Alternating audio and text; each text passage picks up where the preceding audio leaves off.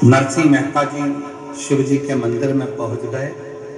रोते रोते पूरी रात नरसिंह मेहता जी ने निकाल दी। शंकर भगवान ने हाथ पकड़ा नरसिंह मेहता जी का और उनसे पूछा, तुझे क्या चाहिए? मैं जिस सांवरिया का भजन करता हूं, सांवरिया का दर्शन करा दो। भारत की भूमि क्या, पूरे विश्व की धरा पर केवल एक नरसिंह मेहता ऐसे संत थे जो जीते जी गौलोक धाम जाकर भगवान कृष्ण और राधा जी का दर्शन करे। गौलोक धाम में जहां पर भगवान की रास लीला का दर्शन हो रहा था, नरसिंह जी को ले जाकर वहां खड़ा कर दिया। नरसिंह जी को ले जाकर खड़ा करा, रास चल रहा था। सांवरिया से भगवान कृष्ण का ध्यान गया नरसिंह जी की ओर। सांवरिया जी दौड़ कर गए नरसिंह जी के पास में। हमारे यहाँ तो लोग मर जाते हैं तब आते हैं, तू तो जीते जी आ गया, तुझे लेकर कौन आया? नरसिंह जी बोले, वो शंकर जी लाए थे। इतने में सांवरिया सेठ ने बोला, अगर शंकर जी लेकर आए हैं फिर तो तू कहीं पर भी पहुंच सकता है, तेरा दुखड़ा कोई पर भी जाकर कहे, बाबा पूर्ण तरह से तेरे दुखड़े को मिटा सकता। किसी की सामर्थ्यता नहीं है, वो मिटाएगा, दुख काटेगा तो वो शिव का, कोई दुख नहीं काट सकता। ब्रह्मा ब्रह्मलोक में है, भगवान विष्णु वैकुंठ लोक में है।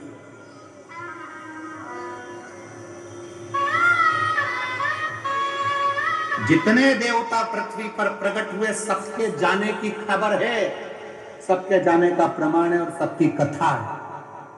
पर केवल एक देव ब्रह्मा ब्रह्मलोक में, भगवान विष्णु वैकुंठ लोक में, केवल मृत्यु लोक में एक देव विराजमान है, जो देव आदिदेव महादेव विराजमान, जिसके जाने की कथा नहीं है कि शंकर जी कहीं चले गए, शिव जी कहीं पहुंच गए।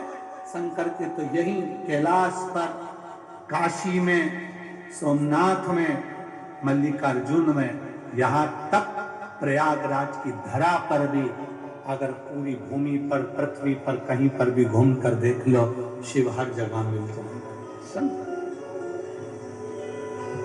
शिव शिव है, वो कहीं नहीं जाता, यहीं रहता, उसको अपना दुखड़ा आप कह सकते।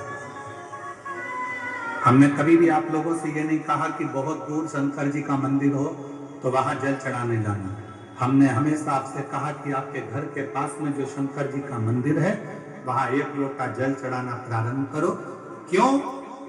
शरीर में रोग आता है तो पहले पास के हॉस्पिटल में दिखाया जाता है, पास के हॉस्पिटल में काम नहीं चलता फिर बड़े हॉस्पिटल में जाया जाता है, बड़े हॉस्पिटल में काम नहीं चलता फिर जाकर अपन लखनऊ में जाकर दिखाते हैं, लखनऊ में काम नहीं चले फिर जाकर अपन मुंबई पहुंच जाते हैं, मुंबई में काम ना चले तो फिर विदेश लेकर जाते हैं। अर्थात पहले अपने पास के हॉस्पिटल में, प्राथमिक चिकित्सा केंद्र में इलाज करवाइए, दूर इलाज के लिए बाद में जाइए।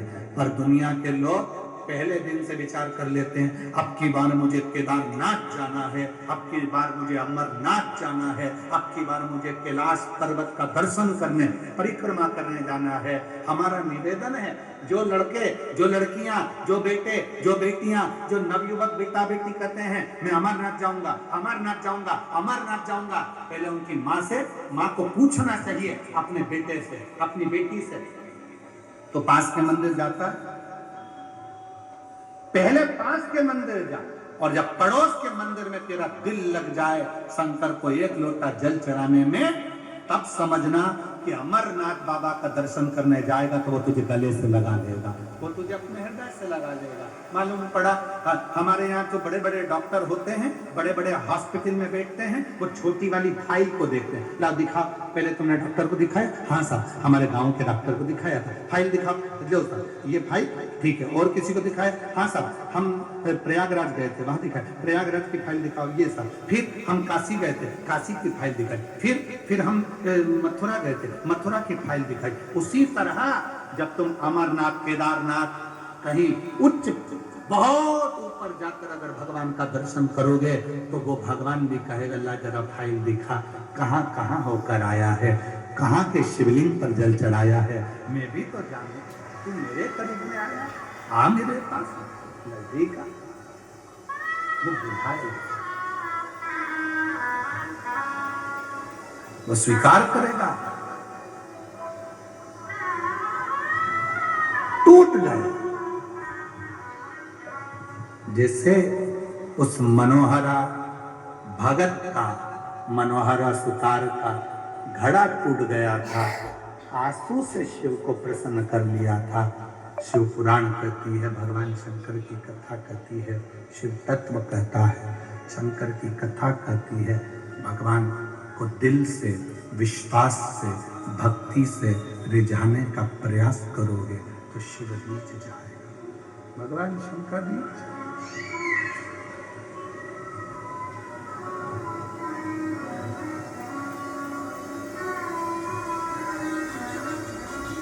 कुछ नहीं है हमारे पास।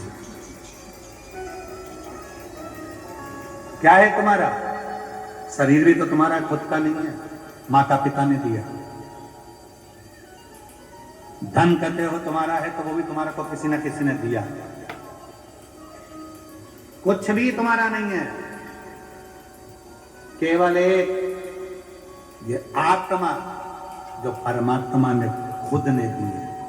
इसलिए शिव जी कहते हैं कि मुझे ये वस्तुओं से रिझाने का प्रयास मत करना, मुझे अगर रिझाना तो तेरे मन से। जिस दिन तू मुझे अपने हृदय से एक लोटा जल चढ़ाएगा, दिल मुझ में लगा लेगा, समझ लेना उस दिन में तेरा हो गया और तू मेरा हो गया। जितने तेरे दुख हैं, जितनी तेरी तकलीफ है, जितने तेरे कष्ट हैं, जितनी तेरी बीमारी है, जितनी तेरे तकलीफें हैं, वो सब मेरी होगी, तेरा कुछ भी नहीं। फिर किसी ने कहा पानी में इतना दम होता है क्या?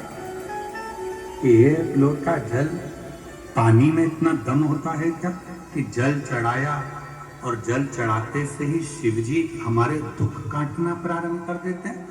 पानी में कितना दम होता है। संकल्प करते समय तुम्हारे हाथ में कुछ हो ना हो, चावल नहीं होगा चलेगा, फूल नहीं होगा चलेगा, पर संकल्प करते समय तुम्हारे हाथ में जल का होना जरूरी है। हर हर संकल्प करते समय तुम्हारे हाथ में जल का होना जरूरी है। कन्यादान करते समय तुम्हारे हाथ में कुछ भी ना हो, सोने की रकम, चांदी की रकम कुछ भी ना हो चलेगा, पर तुम्हारे हाथ में जल का होना, जब वो जल डाला जाता है तब कन्यादान माना जाता है।